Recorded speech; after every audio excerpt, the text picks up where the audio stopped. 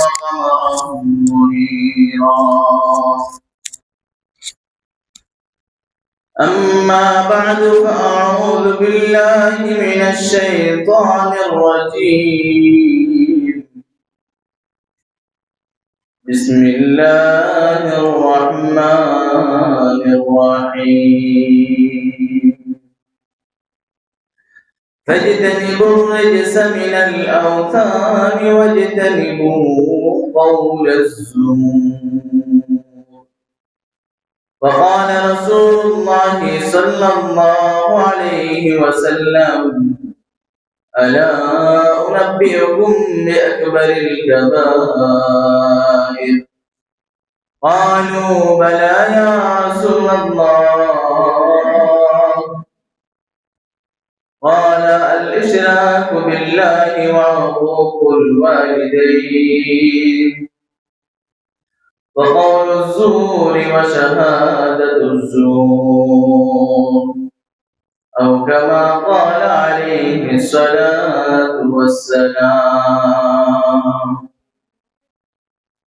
سبحانك لا علم لنا إلا ما علمتنا إنك أنت العليم الحكيم. سبحانك لا فهم لنا إلا ما فهمتنا إنك أنت الجواد الكريم. সম্মানিত উপস্থিতি, সর্বশ্রেষ্ঠ দিন জুম্মার দিন আল্লাহর ঘর মসজিদে এসে দ্বীন ও ইসলামের কিছু আলোচনা করার ও সুযোগ আল্লাহ তাআলা আমাদেরকে দিয়েছেন। এজন্য দিল থেকে শুকরিয়া আদায় করে বলি আলহামদুলিল্লাহ।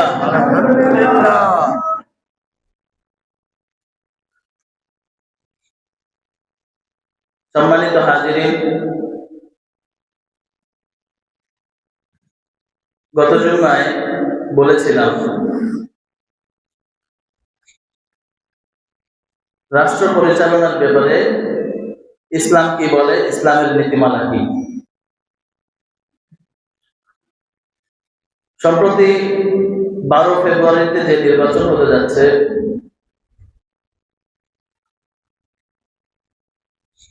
এই নির্বাচন পদ্ধতি ইসলামের আদর্শ পদ্ধতি নয়। ইসলামের নিয়ম হলো জ্ঞানী গুণী মুত্তাকি পরহেজগার আল্লাহওয়ালা ব্যক্তিগণ সিলেক্ট করবেন কে রাষ্ট্র পরিচালনা করবে, অথবা পূর্ববর্তী যিনি খলিফা আছেন তিনি যাকে মনোনীত করবেন তার মধ্যে যদি নেতৃত্বের আদর্শনীয় 10টা গুণ আছে, যদি আজকে সময় হয় বলবো ইনশাআল্লাহ, এই গুণগুলো যার মধ্যে পাওয়া যাবে এমন এক লোককে যদি বাছাই করে দেন, তাহলে তার হাতে সবাইকে বায়াত হইতে হবে, সবাই তাকে মেনে নিতে হবে। আর যদি তিনি ইসলামের এই আদর্শ গুণাবলীর গুণে গুণান্বিত না হন, তাহলে তাকে এই রাষ্ট্র পরিচালনার দায়িত্ব দেওয়া যাবে। এখন বর্তমানে গণতান্ত্রিক যে সিস্টেমটা চলছে, জনগণ যাকে নির্বাচিত করবে, এটা যদিও ইসলামের মূল আদর্শ না, কিন্তু হঠাৎ করেই এখন ইসলাম কায়েম এই সিস্টেমে বর্তমান যে অবস্থা, কোন ধরনের আন্দোলন ছাড়া ইসলাম কায়েমও সম্ভব না। যদি একটা বিপ্লব হয়, সবাই যদি ইসলাম অনুযায়ী কোরআন অনুযায়ী দেশ পরিচালনা দেখতে চান, সেই হিসাবে কোরআনের বিষয়ে ইসলামের বিষয়ে যারা গভীর জ্ঞান রাখেন এবং ব্যক্তি জীবনে প্র্যাকটিস করেন, তাদেরকে দায়িত্ব দেন, তাহলে তো সম্ভব। এখন যেহেতু এভাবে হচ্ছে না, তাহলে কি করা? এ ব্যাপারে বাংলাদেশের জাতীয় মসজিদ বাইতুল মোকাররমের খতিব মুফতি আব্দুল মালিক সাহেব, যিনি দীর্ঘ 20 বছর হাদিসের উপরে পড়াশোনা করেছেন, পাকিস্তানে ও আরব দেশে শীর্ষ স্থানীয় আলেমদের সান্নিধ্যে থেকেছেন।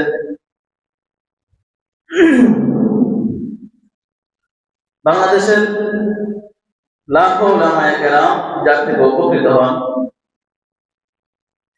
তিনি তার মাসিক পত্রিকা আল কাউসার সম্পর্কে একটি লেখা লিখেছেন। লেখাটা উনি নকল করেছেন তবে উসমানী সাহেবের আব্বা মুফতি শাফি উসমানী সাহেবের একটি বই থেকে। তাকে উসমানী সাহেব সম্পর্কে আপনাদেরকে বলেছি, সারা বিশ্বের হাতে গোনা কয়েকজন আলেমের মধ্যে উনি একজন আলেম, এবং জরিপে দেখা গেছে বর্তমানে সারা বিশ্বের পাওয়ারফুল মুসলিমদের একটা তালিকা করা হয়েছে। এই তালিকার ভিতরে সবার শীর্ষে কাতারের বাদশাহ, এরপরে ওনার নাম। আর আলেমদের মধ্যে হানাফি মাযহাবের বর্তমানে সবচেয়ে বড় আলেম যদি বলা হয় তাও ভুল হবে। উসমানী সাহেবের আব্বা শরীফ উসমানী সাহেব, তিনি ছিলেন পাকিস্তানের গ্র্যান্ড মুফতি। যখন ভারতে ছিলেন, ভারতের দারুল উলুম দেওবন্দেরও ছিলেন গ্র্যান্ড মুফতি। এ সম্পর্কে ওনার বিস্তারিত একটি পুস্তিকা, একটি বই লেখা আছে। এই বইয়ে তিনি উল্লেখ করেন, গণতান্ত্রিক সিস্টেমে যারা প্রার্থী হচ্ছেন, যাদেরকে আমরা ভোট দিচ্ছি, ভোট দেওয়াটা ইসলামের দৃষ্টিকোণ থেকে তিনটি বিষয়ের সমষ্টি। এক নম্বর হলো তার পক্ষে সাক্ষী দিচ্ছি যে তিনি আমাদের জনপ্রতিনিধি হতে পারেন। দুই নম্বর, তাকে জনপ্রতিনিধি বানানোর জন্য আমরা সুপারিশ করছি। তিন নম্বর, তাকে ওয়াকিল বানানো হচ্ছে, অর্থাৎ প্রতিনিধি বানানো হচ্ছে। ওয়াকালাত, সুপারিশ, শাহাদাত, এই তিনটা জিনিস। এখন তিনি যদি আসলে সৎ এবং যোগ্য হন, তার পক্ষে যদি আমরা সুপারিশ করি, সুপারিশ সম্পর্কে মহান আল্লাহ রাব্বুল আলামিন 5 নম্বর পারা 10 নম্বর পৃষ্ঠা সূরাতুন নিসা 85 নম্বর আয়াতে ইরশাদ করেন, মান ইয়াশফা শাফাআতান হাসানাতান ইয়াকুল লাহু নাসীবুম মিনহা ওয়া মান ইয়াশফা শাফাআতান সাইয়্যাতান ইয়াকুল লাহু কিফলুম মিনহা। যদি কোনো ব্যক্তি কারোর জন্য ভালো সুপারিশ করে, অর্থাৎ আপনি যাকে ভোট দিচ্ছেন, যার পক্ষে সুপারিশ করছেন, তাকে যদি আপনি ভালো হিসাবে জানেন, তিনি ভালো কাজ করবে এটা জেনেই যদি তার পক্ষে সুপারিশ করেন, তাহলে তিনি যা ভালো কাজ করবেন নির্বাচিত হওয়ার পরে তার একটা সওয়াব আপনি করবেন। সুবহানাল্লাহ। ওয়া মান ইয়াশফা শাফাআতান সাইয়্যাতান ইয়াকুল লাহু কিফলুম মিনহা। আর যদি কোনো ব্যক্তি কাউকে খারাপ জানা সত্ত্বেও কোন স্বার্থের কারণে অথবা অন্য কোন লোকের কারণে সুপারিশ করে, এই ব্যক্তি নির্বাচিত হওয়ার পর যত খারাপ কাজ করবে তার একটা ভাগ ওই ব্যক্তির উপরে আসবে। বলেন নাউযুবিল্লাহ।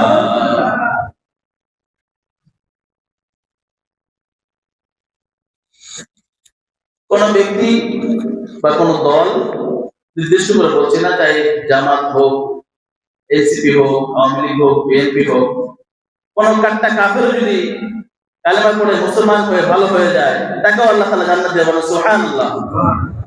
কেউ যদি সত্যি ইসলামের আদর্শ যদি ধারণ করে, সে অনুযায়ী দেশ পরিচালনা করে, তাহলে কোন সমস্যা আছে? বলেন, কোন সমস্যা নেই। জামাত ইসলাম সেটা দাবি করছে, বিএনপি উনি আসার পরে বক্তব্য দিয়েছেন, রাসূল করিম সাল্লাল্লাহু আলাইহি ওয়াসাল্লাম যেভাবে ন্যায়পরায়ণতার সাথে রাষ্ট্র পরিচালনা করেছেন, আমরা এভাবে করতে চাই। বাস্তবে যদি তিনি করতে পারেন তাহলে ভালো। যেই আসুন না কেন ক্ষমতায়, ইসলামের দৃষ্টিকোণ থেকে রাষ্ট্র পরিচালনার জন্য কি কি গুণ প্রয়োজন সেটাই আলোচনা করছে। এই গুণগুলো যদি তিনি অর্জন করতে পারেন, দুনিয়াতেও মানুষের দৃষ্টিতে সম্মানের সাথে থাকবেন, আখিরাতেও জান্নাত পাবেন। সুবহানাল্লাহ। তাহলে আমরা যে কাউকে সাপোর্ট দিচ্ছি, এটা একটা দৃষ্টিকোণ থেকে সুপারিশ। আর সুপারিশ করার ক্ষেত্রে জেনে বুঝে যদি আপনি ভালো কাউকে সুপারিশ করেন, তাহলে সেটা ভালো কাজ করবে, এটা সওয়াব আপনি পাবেন। আর যদি জানেন তিনি খারাপ কাজ করবেন, তারপরও যদি সুপারিশ করেন না, সে সত্যিই খারাপ কাজ করে, তাহলে সেটার ভাগ্য আপনাকে নিতে হবে। নাম্বার 2, এটা হলো ওয়াকালাত, প্রতিনিধি বানানো। অর্থাৎ একটা কাজ সেটা আমি না করে অন্য একজনকে সেটা দায়িত্ব দিলাম। এই জন্যই নির্বাচিত সদস্য তাদেরকে বলা হয় কি? জনপ্রতিনিধি। এই জায়গায় আপনি না গিয়ে আপনার ভোটটা তাকে দিবেন। 6 নম্বর পারা 4 নম্বর পৃষ্ঠা সূরাতুল মায়েদা 2 নম্বর আয়াতে মহান আল্লাহ রাব্বুল আলামিন ইরশাদ করছেন, তাআওয়ানু আলাল বিররি ওয়াত তাকওয়া ওয়া লা তাআওয়ানু আলাল ইসমি ওয়াল উদওয়ান। তোমরা একে অপরকে ভালো কাজে, সৎ কাজে সহযোগিতা করো। ওয়া লা তাআওয়ানু আলাল ইসমি ওয়াল উদওয়ান, খারাপ কাজে তোমরা একে অপরকে সহযোগিতা করো না। ঠিক না? এখন আপনি যাকে দায়িত্ব দিচ্ছেন, যেহেতু আপনার পক্ষ থেকে দেওয়া অধিকার বলেই সে কাজ করবে, সে যদি খারাপ কোনো কাজ করে থাকে সেটার দায়ভার আপনাকেও নিতে হবে। আর যদি আপনার দেওয়া সাপোর্টের কারণে সে কোনো ভালো কাজ করে, সেটা সওয়াবও আপনি পাবেন। 3 নাম্বার যে বিষয়টা পাওয়া যায় এখানে, সেটা হলো শাহাদাত, সাক্ষী দেওয়া। কি সাক্ষী? অর্থাৎ আমি সাক্ষী দিচ্ছি তিনি ভালো মানুষ, তিনি ভালো কাজ করবেন। সাক্ষীর ব্যাপারে, সাক্ষ্যর ব্যাপারে 17 নম্বর পারা 14 নম্বর পৃষ্ঠা সূরাতুল হজ 30 নম্বর আয়াতে আল্লাহ রাব্বুল আলামিন ইরশাদ করেন, ফাজতানিবুর রিজসা মিনাল আওসানি ওয়াজতানিবু কাওলাজ যুর। ফাজতানিবুর রিজসা মিনাল আওসান, তোমরা মূর্তি পূজা করা থেকে দূরে থাকো। ওয়াজতানিবু কাওলাজ যুর, মিথ্যা কথা এবং মিথ্যা সাক্ষী দেওয়া থেকে দূরে থাকো। ইমাম শামসুদ্দিন আয-যাহাবী রাহমাতুল্লাহি আলাইহি হাদিসের অনেক বড় একজন ইমাম ছিলেন, বিখ্যাত হাদিস বিশারদ। তিনি লেখেন, মিথ্যা সাক্ষী দেওয়া একটা কবিরা গুনাহ, কিন্তু এই এক কবিরা গুনাহের ভিতরে আরো 4টা কবিরা গুনাহ আছে। আরো কয়টা? এক কবিরা গুনাহের ভিতরে আরো 4টা কবিরা গুনাহ। এক নাম্বার হলো, ধরুন কথার কথা, এই জায়গায় উদাহরণস্বরূপ বলছি, 5 জন ব্যক্তি প্রার্থী হয়ে দাঁড়ালো। আপনি নির্দিষ্ট একজনের ব্যাপারে সাক্ষী দিলেন, মানে একজনকে ভোট দেওয়া হচ্ছে, তার ব্যাপারে কি দেওয়া? সাক্ষী দেওয়া যে এই ভালো। বাকি 4 জনের বিরুদ্ধে সাক্ষী দেখালো, তাই না? যখন 5 জনের পক্ষে আপনি সাক্ষী দিবেন, তখন কি বাকি 4 জনের বিপক্ষে যাচ্ছে না? আপনি যার ব্যাপারে সাক্ষ্য দিচ্ছেন, সে যদি আপনার কাছে ভালো হয়ে থাকে, ইসলামী দৃষ্টিকোণ থেকে বাস্তবেই ভালো হয়ে থাকে, তাহলে তো সাক্ষীটা ঠিক আছে। কিন্তু যদি মিথ্যা সাক্ষী হয়ে থাকে, তার মানে বোঝা গেল বাকি 4 জন সাক্ষ্যটা পাওয়ার উপযুক্ত ছিল, তাদেরকে দিলেন না, তার পক্ষে সাক্ষী দিলেন না। তার অর্থ অটোমেটিক তাদেরকে আপনি খারাপ সাব্যস্ত করলেন।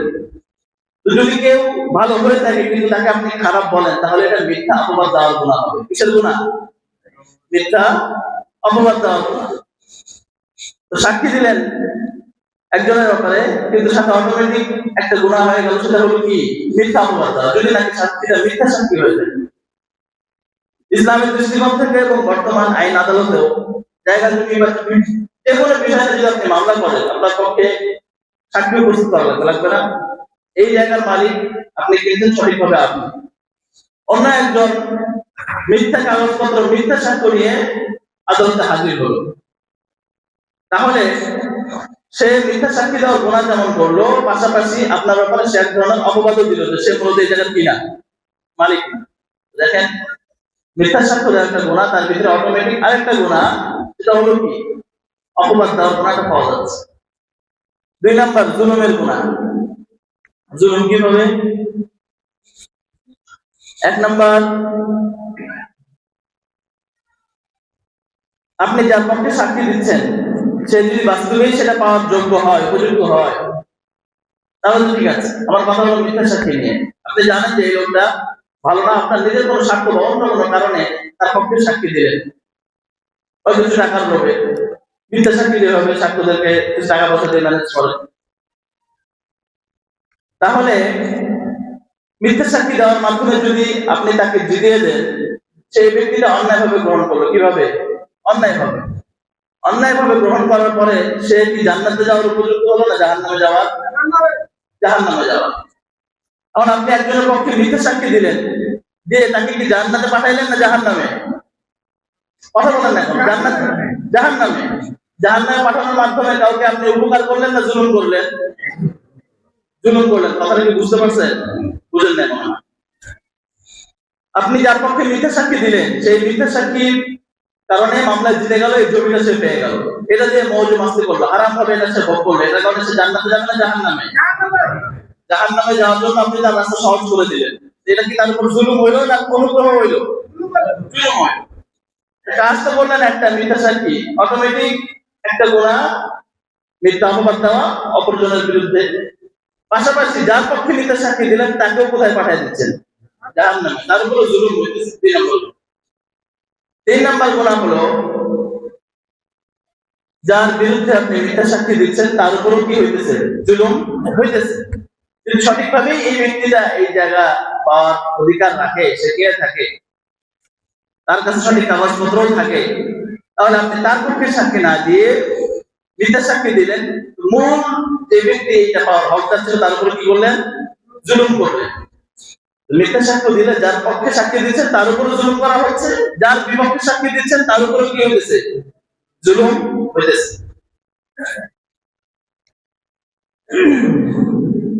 তাহলে 1 নম্বর গুনাহ হলো মিথ্যা অপবাদ দেওয়া। 2 নম্বর যার পক্ষে মিথ্যা সাক্ষী দিচ্ছেন তার উপরে জুলুম। 3 নম্বর যার বিরুদ্ধে মিথ্যা সাক্ষী দিচ্ছেন তার উপরে জুলুম। 4 নম্বর হলো মিথ্যা সাক্ষ্য দেওয়ার কাজটা কি হালাল না হারাম? হালাল না হারাম? হারাম। আপনি একটা হারাম কাজকে হালালের মতো অবলীলায় করে ফেললেন। হারাম কাজকে হালাল মনে করা কি হালাল? হারাম কাজকে হালাল মনে করাটা কি হালাল? তাহলে এক মিথ্যা সাক্ষ্য দেওয়ার মধ্যে 4টা গুনাহ পাওয়া যাচ্ছে। কয়টা গুনাহ? মিথ্যা সাক্ষ্য সম্পর্কে রাসূল করিম সাল্লাল্লাহু আলাইহি ওয়াসাল্লামের একটি হাদিসের মধ্যে শুনাই। আবু দাউদ শরীফের 3599 নম্বর হাদিস, ইবনে মাজাহ শরীফের 2327 নম্বর হাদিস, মুসনাদ আহমদের 18898 নম্বর হাদিস, মুসান্নাফে ইবনে আবি শাইবার 744 নম্বর হাদিস। হাদিসের সনদ সহিহ। রাসূল করিম সাল্লাল্লাহু আলাইহি ওয়াসাল্লাম ইরশাদ করেছেন, উদিলাত শাহাদাতুজ যুর বিল ইশরাক বিল্লাহ, উদিলাত শাহাদাতুজ যুর বিল ইশরাক বিল্লাহ। উদিলাত সমান সমান করা হয়েছে শাহাদাতুজ যুর মিথ্যা সাক্ষীকে, বিল ইশরাক বিল্লাহ আল্লাহ তাআলার সাথে শরীক করার সমান। আল্লাহ তাআলার সাথে শরীক করার সমান অপরাধ হলো কি? মিথ্যা সাক্ষ্য দেওয়া। নাউযুবিল্লাহ। আল্লাহ তাআলার সাথে কাউকে শরীক করা, অর্থাৎ তিনিও আমাকে সৃষ্টি করেছেন, যেমন হিন্দুরা 33 কোটি দেবতা মানে, এটা কি হালাল না হারাম? হারাম। এটা যেমন হারাম, মিথ্যা সাক্ষ্য দেওয়াটাও তেমন হারাম। কিভাবে? তার কারণ হলো শুরুতেই আমি যে আয়াতটা তেলাওয়াত করলাম, ফাজতানিবুর রিজসা মিনাল আওসান ওয়াজতানিবু কাওলাজ যুর, সূরাতুল হজ আয়াত নম্বর 30, 17 নম্বর পারা, 14 নম্বর পৃষ্ঠা।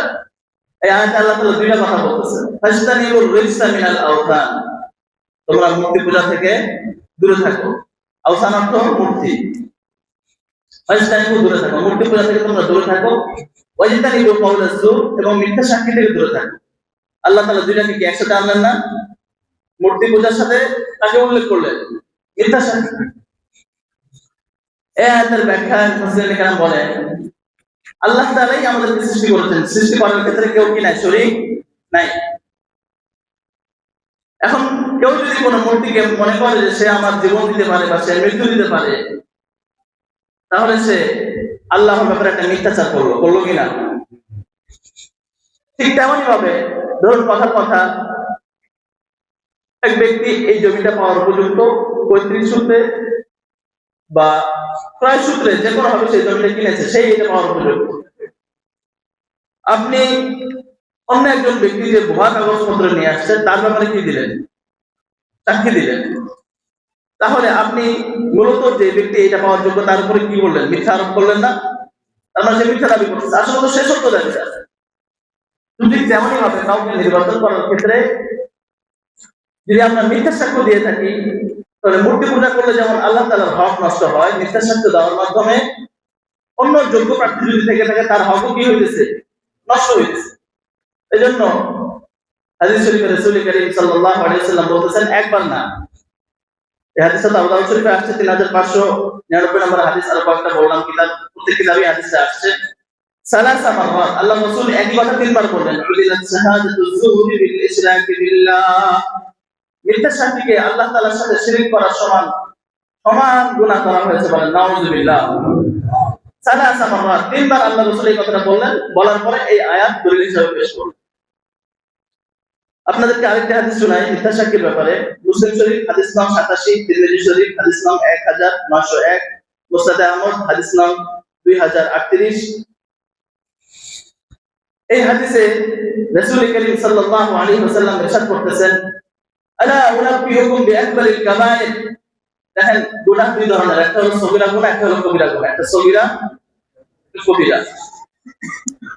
কবিরা গুনাহের ভিতরেও স্তর আছে। একটা হলো আকবারুল কাবায়ের, খুব জঘন্য কবিরা গুনাহ।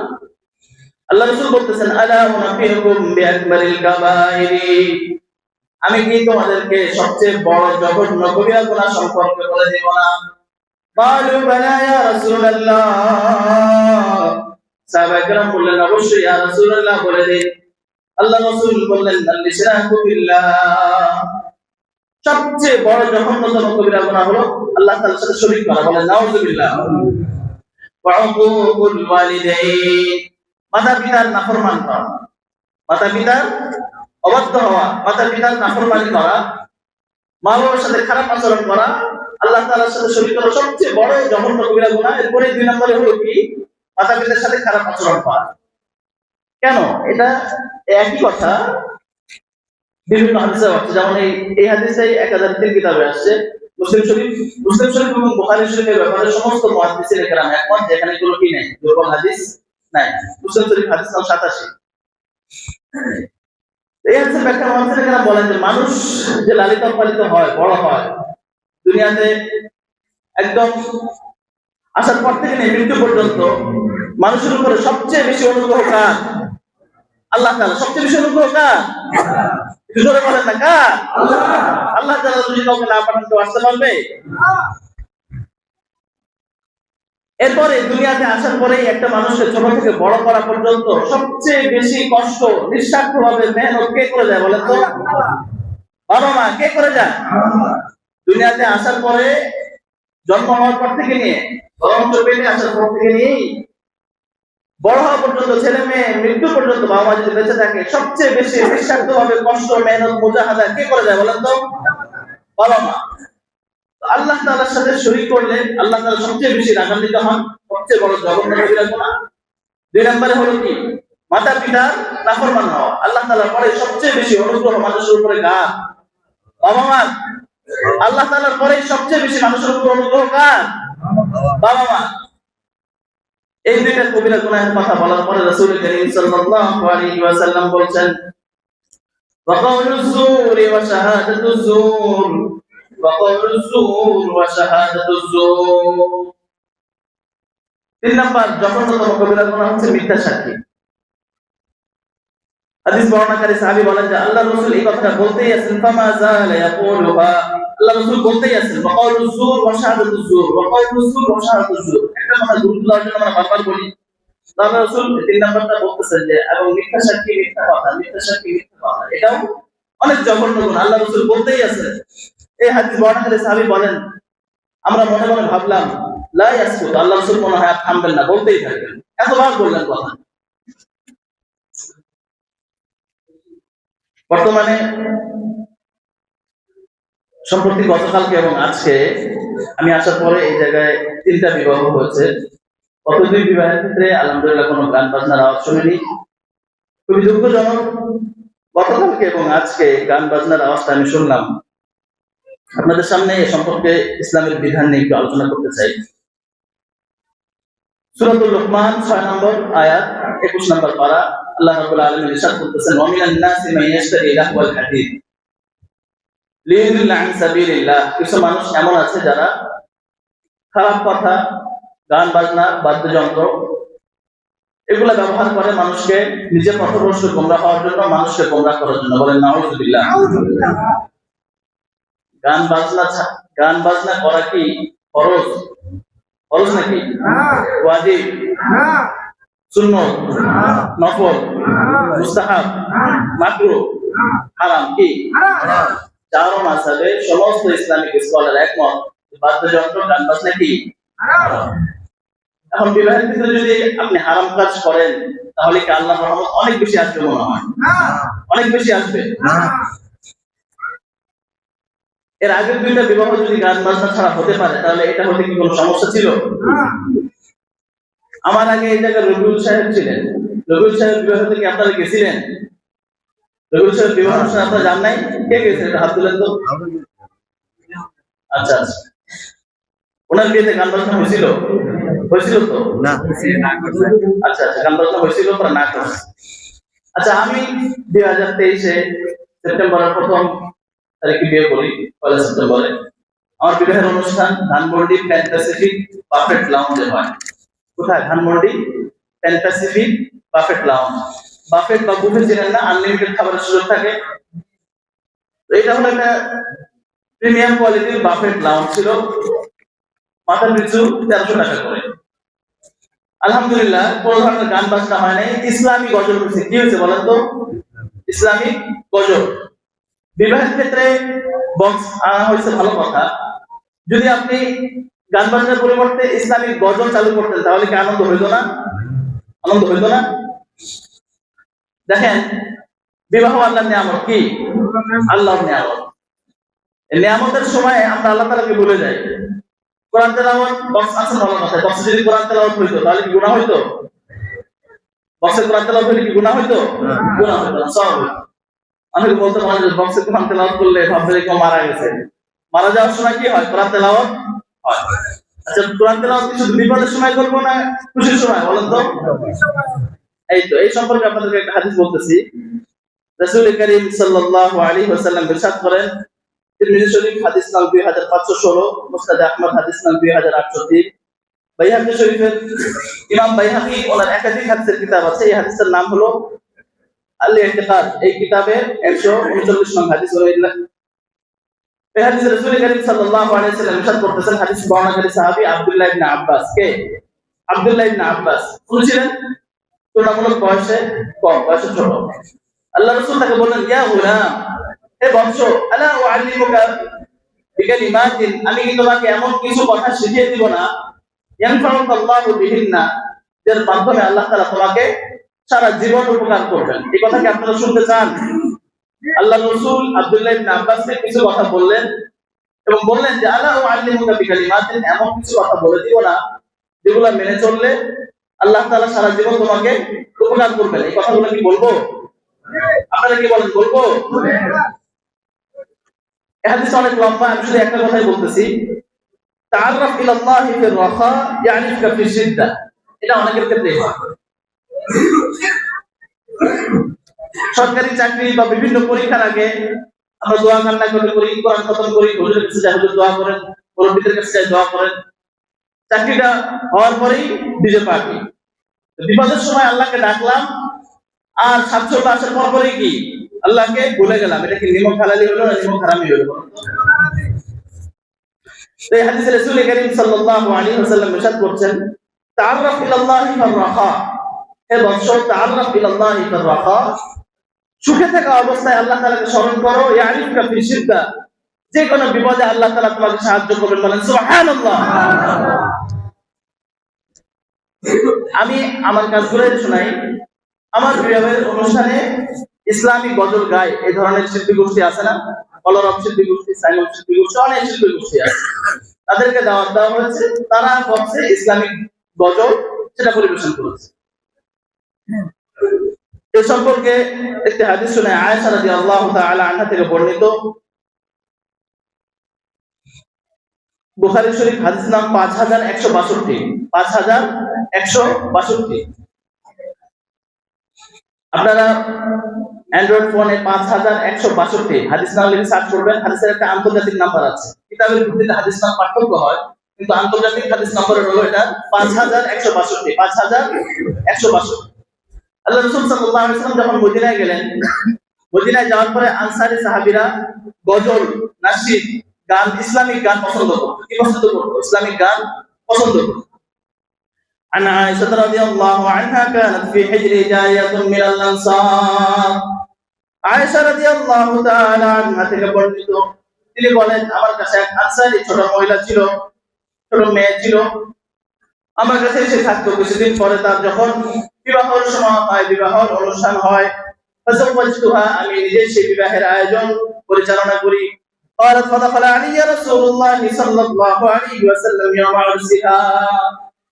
আল্লাহ রাসূল এই আনসারী মহিলার বিবাহের অনুষ্ঠানের দিন আমার ঘরে আসলেন। ফালাম ইয়াসমা লাইবান, আসার পরে কোনো আওয়াজ শুনতে পাইলেন না। বিবাহ হইতেছে কিন্তু কি নাই, কোনো আওয়াজ নাই। তাহলে এটা কি একটু মরা হয়ে গেল না? রাসূল করিম সাল্লাল্লাহু আলাইহি ওয়াসাল্লাম বললেন, ফাকালা ইয়া আয়েশা ইন্না হাযাল হাইয়া মিনাল আনসার ইউহিব্বুনা আল-গিনা। আল্লাহ রাসূল নিজে বলতেছেন, হে আয়েশা, আনসারী সাহাবীরা একটু গজল গাওয়া, কবিতা গাওয়া এগুলো পছন্দ করে, সুতরাং তোমরা কবিতা গাও। বলেন সুবহানাল্লাহ। ইসলামিক নিয়ম আছে